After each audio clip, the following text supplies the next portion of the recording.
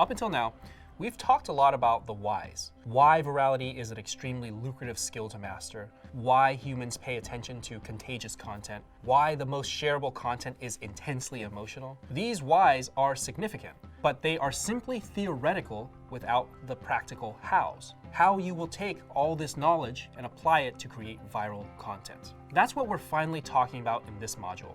Now we've reached the point in the course that you've probably been most excited about.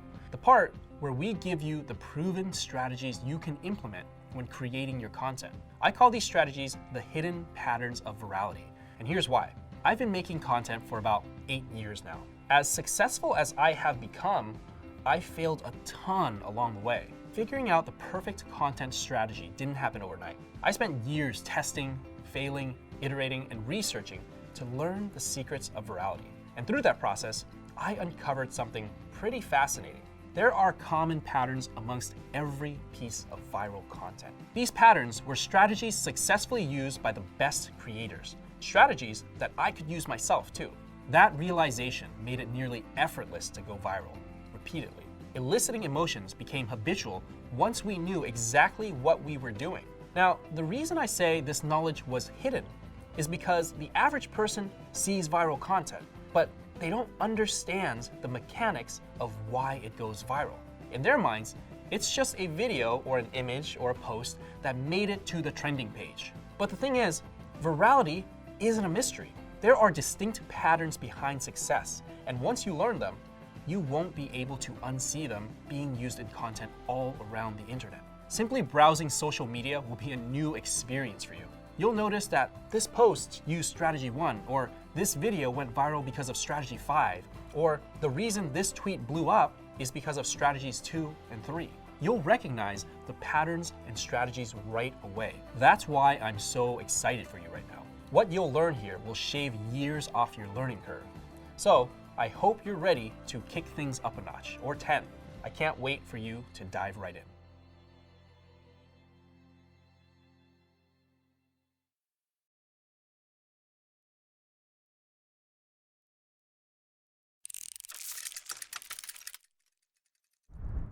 These are the 6 strategies I'm about to teach you. Each one of them will give you a different tactic to massively increase the viral potential of your content. Let's talk about the very first strategy: remixing other viral content and trending topics. Remixing is simply the act of combining 2 ideas to make something totally new.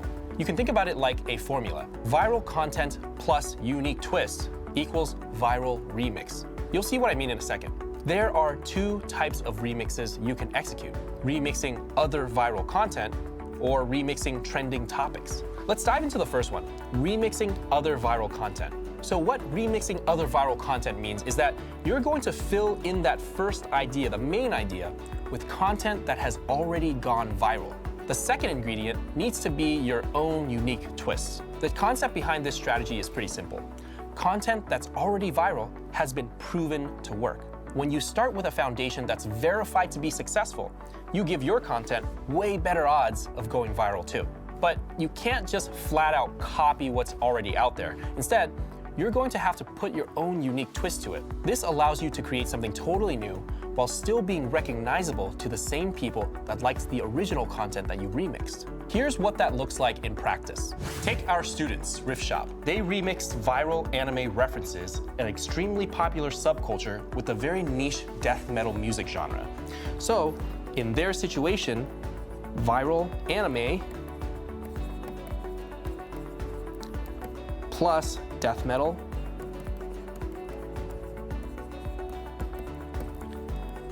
created them viral content.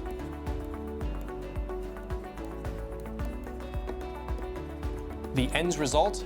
They make videos like this that get over 1.6 million views. Here's another one of our students, Lingualizer. He remixed viral phrases with his passion for learning languages by saying Shia LaBeouf's infamous "just do it" in 37 different languages. So for him, viral phrase, or a viral phrase rather, from Shia LaBeouf, plus his passion, learning different languages, but specifically 37 languages, equals viral content. This particular remix strategy is so effective, there are entire channels and businesses that primarily utilize this one content strategy. It's repeatable, it's unique, it's effective, and it's not just for YouTube videos. Let's look at a few other examples of the remix strategy and how it was implemented. A few years ago, this meme went viral. Damn, Daniel.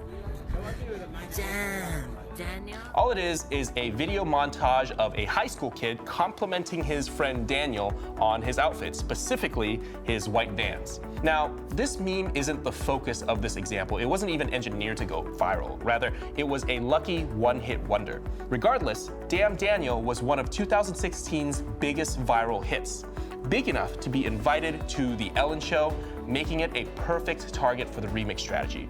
Seeing how much attention Damn Daniel received, Facebook musician Bombs Away remixed this meme by turning it into an EDM song that ended up getting tens of millions of views. Damn. Damn.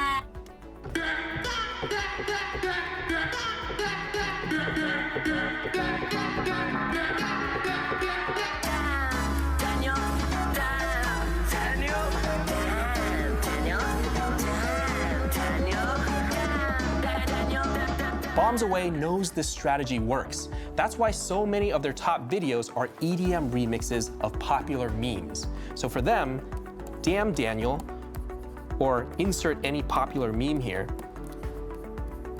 plus EDM equals viral content.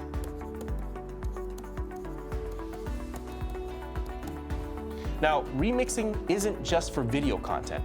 It applies to images just as well. This is Steven Crowder. He's infamous for going to college campuses, putting up signs with controversial statements and challenging people to change his mind. And by controversial, I mean this guy became the poster child of controversial. You know, you said you had some questions for me. What would be an example of speech that you think should be controlled or legislated by the government? If someone tweets out, you should go kill this person because they're gay, I certainly believe that they should Of be course. held. Yeah. Isn't that free speech? No. Okay. No, we already have laws in the books for that. With videos like "There are only two genders," change my mind, or "Male privilege is a myth," change my mind, his videos attracted millions of viewers. This surge of attention gave birth to the Change My Mind meme, where people would replace the claim on the sign of this picture and create a remix. There are a ton of them. Let's analyze one. For Halloween, someone on Reddit put their own spin on this meme by using a horror movie themed remix. That remix has over 150,000 upvotes. So for them, the Change My Mind meme plus movie villains equals viral content. Someone else posted a picture of their science teacher's remix of the Change My Mind meme, and it received over 160,000 upvotes. So in this case, the Change My Mind meme plus a science joke, we'll call it, and he didn't make up this joke. It's been around for a while. Those two things equals viral content. As a side note, viral images like these don't always stand alone as content. Sometimes they're accompanied with text descriptions to give more context. Sometimes you'll find them written on the image itself. Other times they're in the title or the caption. Anyways, let's get back to the remix examples. You can even use the remix strategy on content that's purely text. Take this parody Twitter account, Bored Elon Musk. Before I continue, you might be thinking to yourself, wait, isn't this the same as celebrity content? Elon Musk is obviously a celebrity, so how is this parody of him any different? Great question. There's a distinction that separates parody account content from plain celebrity content. When Elon Musk posts "I love anime" and gets 155,000 retweets and almost 500,000 likes, that's celebrity content. People shared his tweet just because he's Elon Musk, not because it was inherently great content. Like Kanye West. He's just a celebrity that people will give attention to regardless of what they have to say. When Bored Elon Musk tweets, He is intentionally parodying Elon's insane invention ideas with crazier ones. He's crafting creative, hilarious content. Bored Elon takes advantage of the real Elon's popularity by remixing a persona with original ideas. He creates original content that can stand on its own. So, in this situation, Musk ideas, or the original Elon Musk inventions, let's say, plus parody tweets, and you can think of this as over-exaggerations or sarcasm, equals viral content.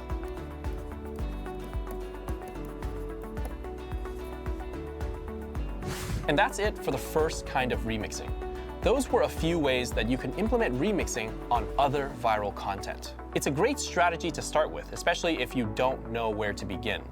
All you have to do is find content that's already viral and brainstorm what unique twist you want to apply to it. The second type of remix I want to bring to your attention is remixing trending topics. Here's what makes this remix strategy a little different. Rather than remixing viral content, you're going to remix viral topics or current events that are trending at that time. You can substitute trending topics with viral content in the remix formula, and it works the same way. So, for example, a new iPhone release, the latest fashion fad, the last presidential election, those are all trending topics, or at least they were at the time that they occurred. Think of anything that's currently trending or newsworthy right now. Those are the topics you'd want to remix if you were going to create a new piece of content today. This strategy is extraordinarily effective for the same reason that remixing viral content is. There's a massive amount of attention being pushed toward current trends. That's why they're called trends, after all. You can ride the wave of trending topics to create new viral content. This is exactly what David So, one of our jump cut instructors, did to launch his YouTube career. Let's take a look at how he did it. In 2011, Alexandra Wallace, a white UCLA student, posted a video to her YouTube channel complaining that there are too many Asians on campus. The problem is these hordes of Asian people that UCLA accepts into our school every single year, which is fine. But if you're going to come to UCLA, then use American manners. Not too long after this video was posted, headlines of racial remarks from a UCLA student were plastered all over the internet. David decided to vlog his reaction to that video from the perspective of an Asian man. Man, you must be out your motherfucker. You know what? I'm not mad. To no surprise, that video got 1 million views in just over a week. And David, he's been utilizing trending topics in his content ever since. So for him, this anti-Asian news story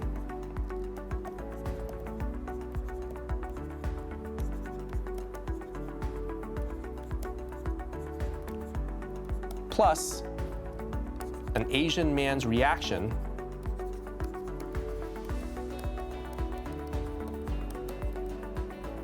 equals viral content. Another implementation of trending topics is creating funny memes out of them.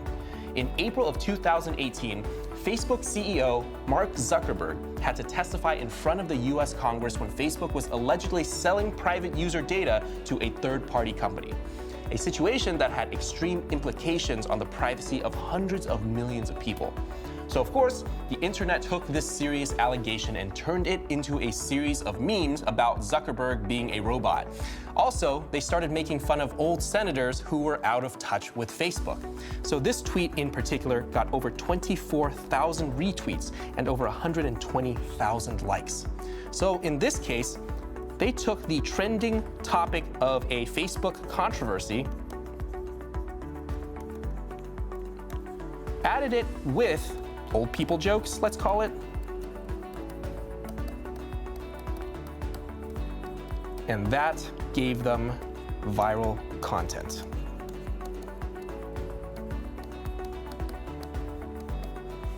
The thing with trending topics is that there's a limited window they're good for. It's up to you to capitalize while a topic is still hot. When it comes to this kind of content, every second that goes by is a second closer to this topic no longer being relevant.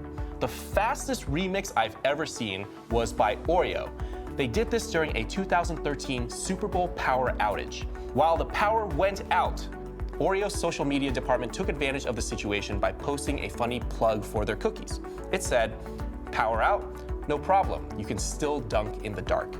That tweet was retweeted over 14,000 times, which was thousands of times better than their usual tweets. So in this case, a Super Bowl power outage, also a trending topic,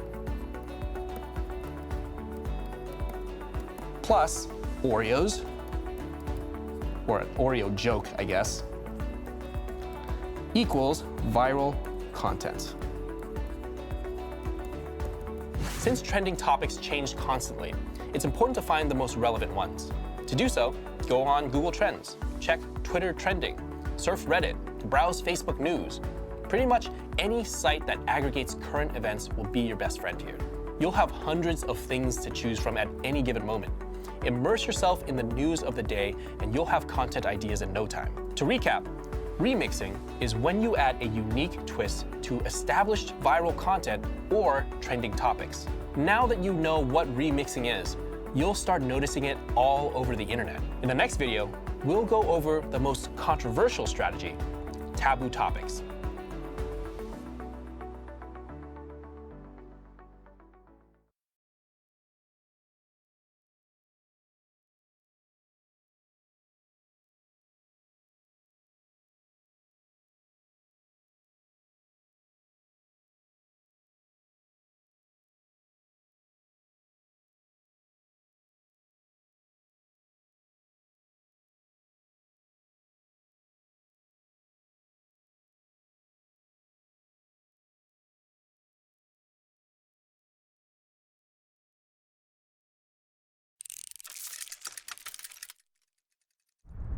The second viral strategy I want to talk about is incorporating taboo subjects. When I say taboo subjects, I mean subjects you wouldn't bring up at the dinner table because they turn a quaint Thanksgiving meal into World War III.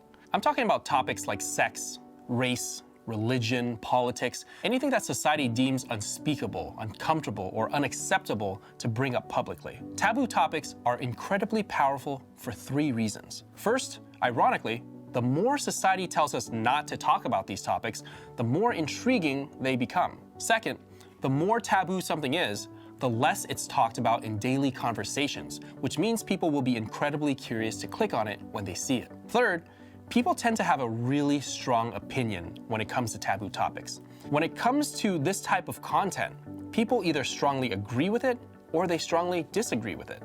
Let's take a look at how these 3 things might manifest in real life.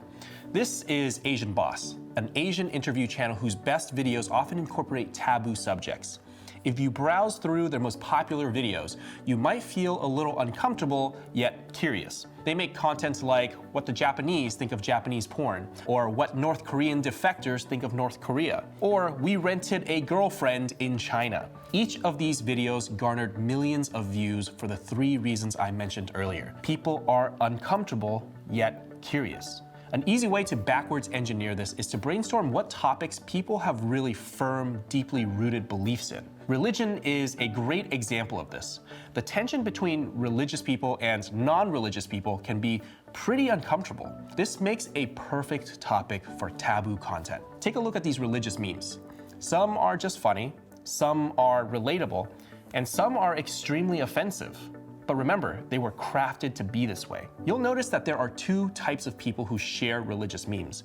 People who are wholly on board with the content's message, or people who are on the complete opposite end of the spectrum, people who are totally against the message. Now, I'm not saying that you should make offensive religious memes for the sake of being offensive. What I am saying is that you should understand the concepts behind why they work so well. In the same way that religious content evokes a strong reaction from people, so does racial content. Take Thomas Sowell and Coleman Hughes.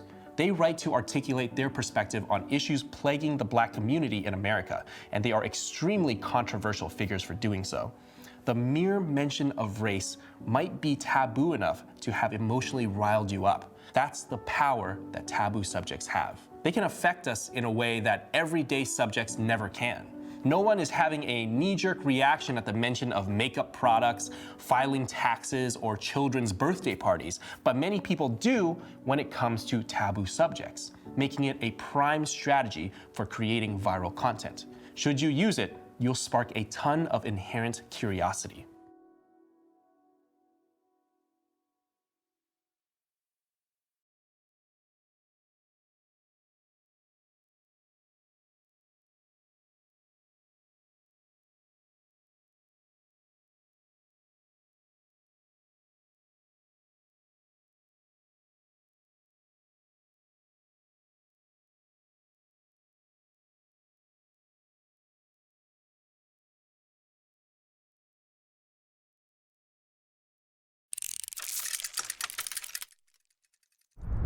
The next strategy I want to talk about is challenging or confirming assumptions. To challenge or confirm assumptions means to have opinionated content that either validates or challenges a certain belief. Everybody has things that they feel very strongly about. And when we feel strongly about something, we tend to seek out and share content that confirms our beliefs. When we see content that challenges our beliefs, we tend to get curious, sometimes even angry. We want to know what they know, so we watch that video or read that article. As a side note, this method works especially well when paired with taboo subjects, since people are basically guaranteed to have strong opinions there. Let me show you what I mean. Take someone like Adam Conover from Adam Ruins Everything. Although he runs a TV show, his short clips go viral on the internet all the time. His entire show revolves around challenging your assumptions. He challenges what you think is common knowledge and exposes the truth behind it. Here's a counterintuitive argument Adam presents about trophy hunting. But I ask that you keep an open mind and hear me out, because the evidence suggests that in specific situations, trophy hunting can really help endangered animals. But how? How can killing animals help animals? Come here, I'll show you. Trophy hunting is when people pay enormous amounts of money to hunt wild animals like lions or giraffes. The concept is so widely hated, it's not uncommon for pictures like this to get posted online to shame the hunters. On the surface, trophy hunting seems cruel. Something just feels wrong about killing something so beautiful, especially when they're simply killed for sport. And the animal stands no chance since the hunters use guns. On top of that, there's no way hunting these animals is good in terms of species preservation, right? Well, actually, that's completely wrong. In Adam's show, he explains that trophy hunting is actually good for animal conservation. First, in some species, like the black rhinos for instance, non-mating males will suddenly get very aggressive and start killing other rhinos. Wildlife conservations actually need to kill the aggressive males because their aggression is detrimental to the species. If they kill too many females, the species will literally go extinct. So, what are their options? They can either kill the animal themselves or charge a hunter tens of thousands of dollars to do it for them. Both have the same end result, but the second option gives them the much needed money so that they can continue to preserve the species. In the end, far more animals are saved than killed. How mind-blowing is that? That's the kind of challenging assumptions that makes content like this so interesting to consume. That's why this particular clip got over 4.5 million views. Controversial figures are another example where people carry strong assumptions. Take these two Reddit posts of President Donald Trump. This one says, a portrait of the most powerful man in the free world. This one says, the most unqualified, embarrassing leader in American history. If you're a fan of Trump, you upvote the post praising his authority. You're excited he's president. If you hate him, you upvote the post confirming your belief that he's unfit to be president. You can't stand the fact that he's president. See how the same image can convey completely polar opposite stances on the president just by changing the headline. This one confirms the assumption of those who love him and challenge the assumptions of those who don't. This one does the exact opposite. The point is, our ears perk up whenever someone makes claims about our beliefs to see where they stand. The stronger the opinion, the stronger the emotions evoked when they are challenged or confirmed.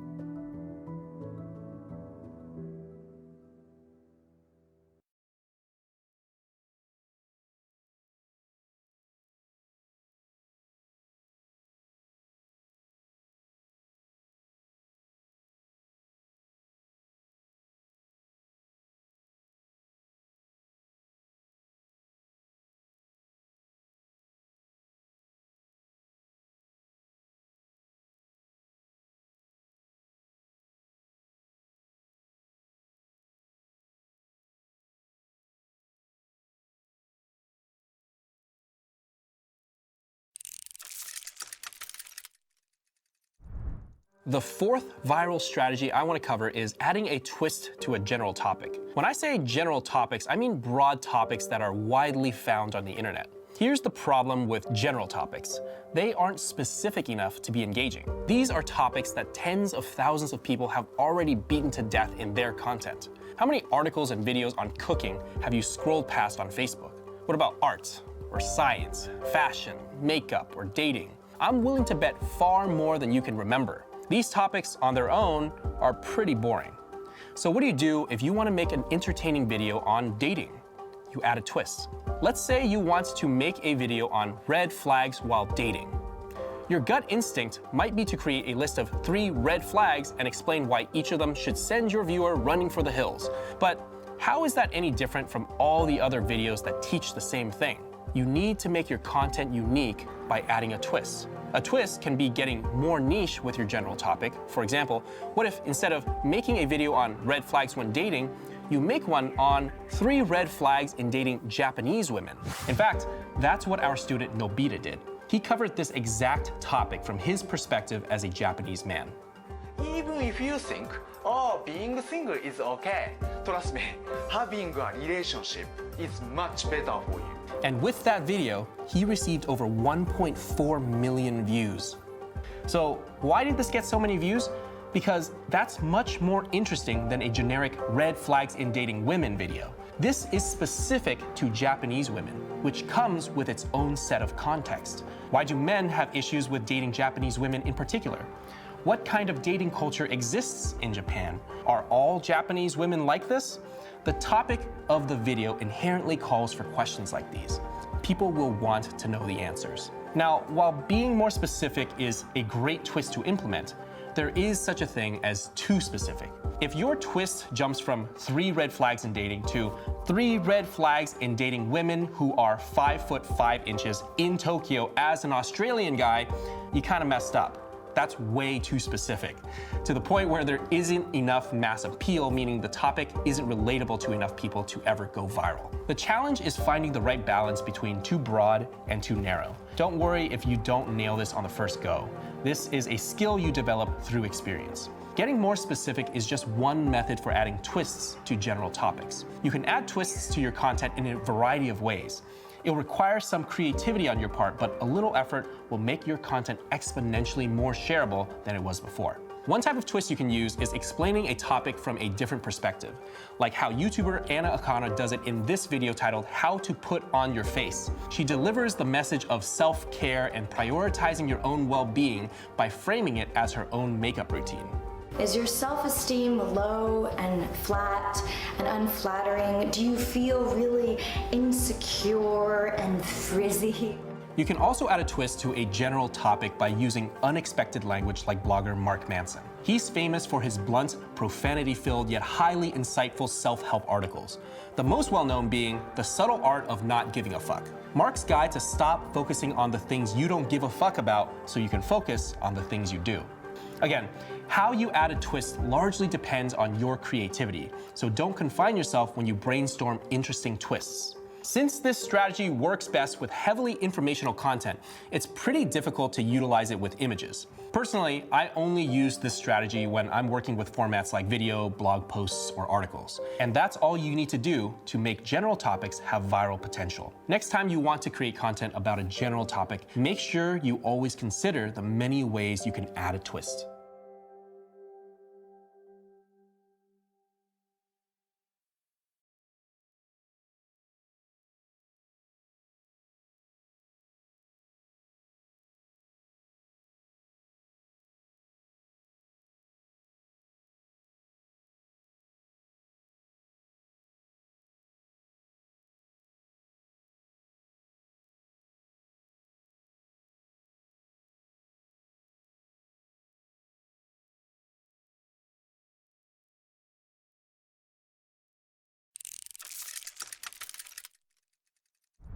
The fifth strategy is to combine 2 or more things that don't belong together. What I mean by this are things that are so unrelated, it's weird. Sometimes it's even uncomfortable to picture them together. It's like seeing a talking orange, a really annoying talking orange.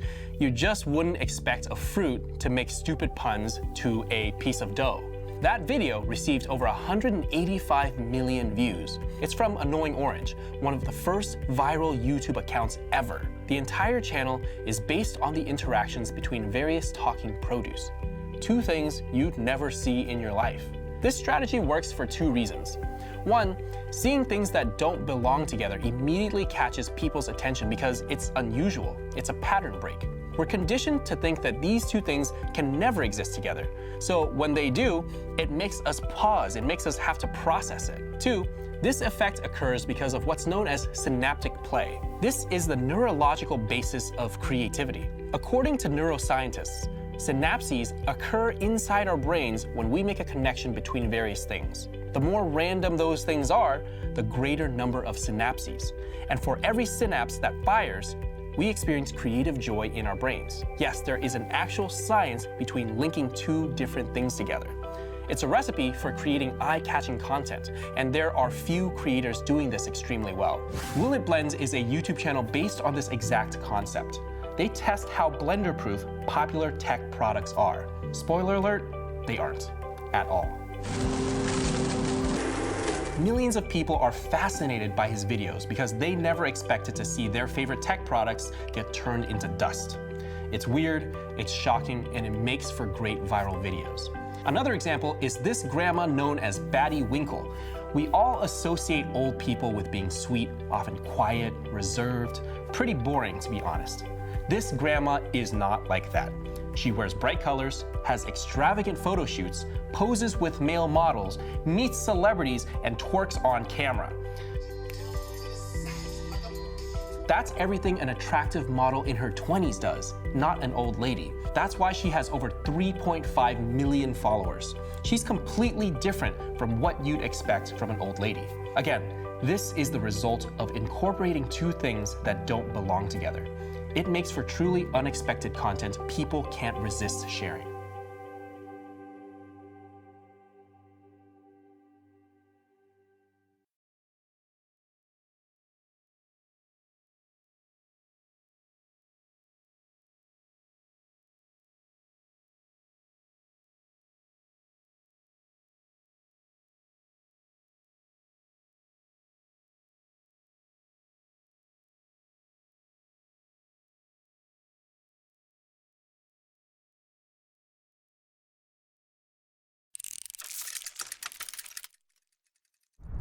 The final strategy I want to cover is my favorite, telling a story. Stories are one of the most powerful ways to elicit emotions. They pull on our heartstrings in a way most other approaches can't. Our appetite for stories reflects the basic human need to understand patterns of life. Stories are a way to reach out and emotionally connect with people. They communicate our common experiences and how we process the delights and devastations of the world. This is a strategy we use on our own channel, Simple Pickup. My business partner Jesse made a video to tell the story of how he overcame his social anxiety. When I was younger, there were two things that I could not get enough of: chocolate cake and World of Warcraft. He could have easily made a purely informational video giving advice on how to fix social anxiety, like top 3 hacks to fix your social anxiety video. But that's not what he did. He told a relatable story about his own experience dealing with anxiety that over 1 million people resonated with. Stories can be told through images too. Here's a heartbreaking picture of a mother's progression through Alzheimer's. This is 100 times better than if the photo was just of the last crochet. By laying out the progression of the disease through multiple crochets, a story is told. You can visually see her condition getting worse. Pictures can be combined with short-form text to tell stories as well. Take Humans of New York.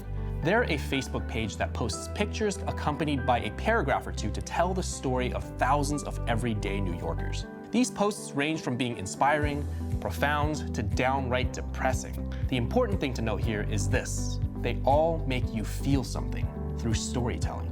One of them was this young man. He describes his journey from being an excellent student in high school, one who was pretty much great at everything he did, to one that was barely passing university. He didn't perform up to the standards he was accustomed to, and his confidence was shattered. With the help of a mentor, he was able to identify his poor habits and change them. And it paid off. His test scores improved, and his self-confidence was restored. If you manage to tell stories like this in a captivating way, you've nearly guaranteed your content to be emotionally gratifying and extremely contagious. A specific type of story that works particularly well is the underdog story.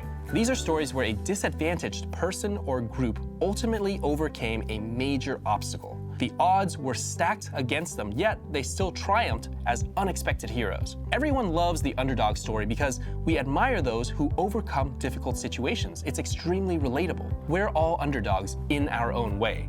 We have shortcomings in one area or another, so it's very inspirational when we see others conquer their own. Needless to say, underdog stories are great for eliciting inspiration. Draw My Life videos are a perfect example.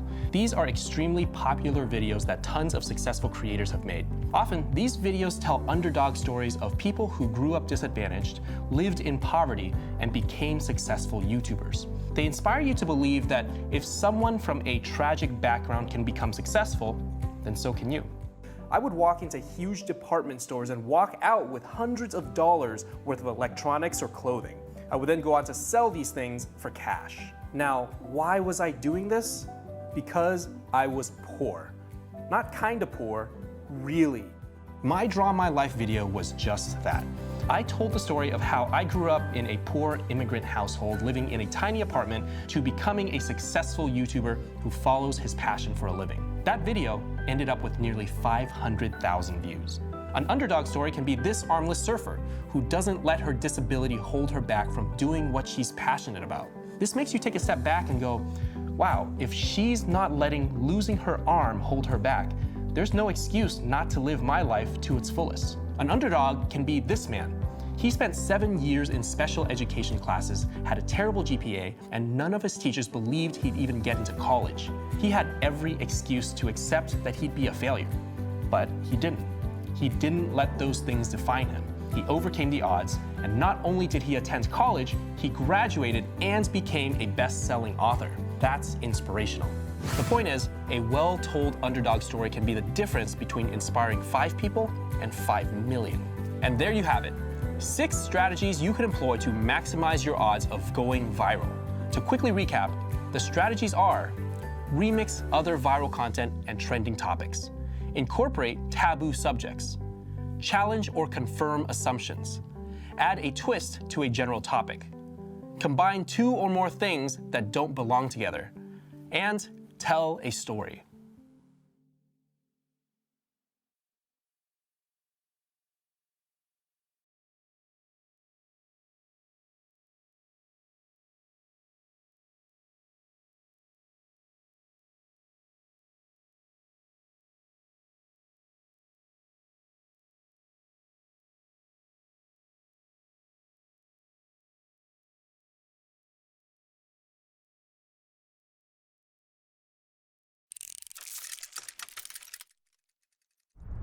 Congratulations, you now know the strategies found in all viral content. You're probably excited to start experimenting on your own, but before you do, I want to give you 4 extra overarching pieces of advice. Regardless of the strategy you choose to follow, these tips will multiply your odds of engineering successful viral content even further.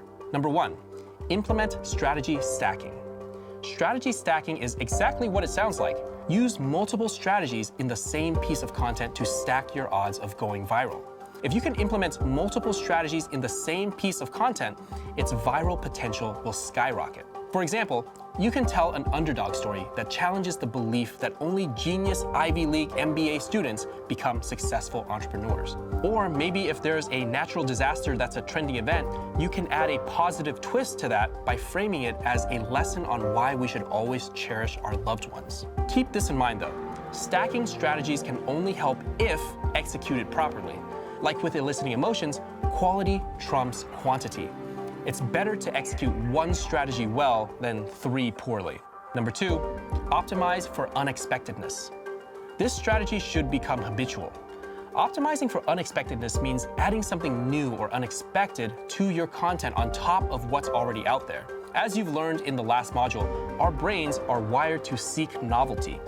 We want something different that adds freshness to our routine lives. Whenever you create content, you should ask yourself, Is there something unexpected about my content? And if the answer is yes, you can ask yourself, how can I make it even more unexpected? This simple integration can be what propels your content to be wildly more popular than your competition's. Let's say you decide to enter the highly competitive tech review space. Your strategy is to remix a review of the latest iPhone by filming it in your car. Sure, you technically remix phone reviews with the place you film in, your car, but that doesn't really mean this is a good remix. There's nothing surprising or interesting that's added by merely sitting in your car to talk about your phone. But let's say you did the same iPhone review drunk. You could call the umbrella concept Drunk Tech Reviews. And you could create hilarious tech reviews that people can't get enough of. That's exactly what I helped our friend Misha do. His channel has over 72,000 subscribers and over 4.5 million views. Why?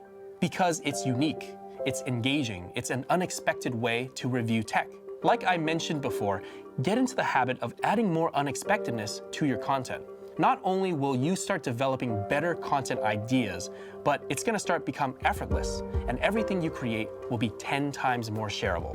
Number 3, be polarizing. With polarizing content, people will either love it or hate it. You have to think to yourself, what can I do to amplify their emotional reaction? How do I take that to the next level? One of the best examples I've seen of polarizing is this music video titled I'm Not Racist by Joyner Lucas. Joyner raps from the perspective of both the black and white communities on the issue of racial division in America. The topic, by nature, is extremely charged. As I covered earlier, race and political issues are extremely taboo. But what makes this video worthy of over 100 million views are the layers of polarization Joyner integrates. If you analyze the first 20 seconds of the video, you can actually see how these layers work to amplify emotion. He's not just sharing his thoughts on the black community. These thoughts are coming from a white man. But not just any white man. This is a stereotypical Trump supporter wearing a Make America Great Again hat. And to top it off, these thoughts are being spoken directly to a black man. See how this works? All of these details aren't random. They were strategically chosen to amplify the viewer's emotion. When it comes to being polarizing, that's your goal, to amplify emotions. Again, people will either love or hate your content. That means you can't be afraid of offending certain people. You can't let the fear of some people disliking you control what you make. It might appear counterintuitive, but you're better off eliciting a strong emotion in the people that love you than try to appeal to those who don't. Number 4, know your audience. When creating content, it's important to understand that not all views are created equal. You will inherently have certain viewers that are worth more than others, and you should be making content for those people. If you don't, it'll be a lot harder, sometimes impossible to monetize. As important as this tip is, it's mostly common sense. If you sell glasses, it makes sense to make content in some way related to vision. If you make content breaking down the best hole-in-the-wall bars to go to, you're not going to attract the people that you really want, which are people who buy glasses. The more congruent your content is with what your business is about, the easier it'll be to monetize. And that's it for the 4 bonus tips. At this point, you have all you need to start making your first piece of viral content. But we actually haven't gotten into how you build your audience or which platform is best for your situation. In the next video, we'll do exactly that. I'll see you there.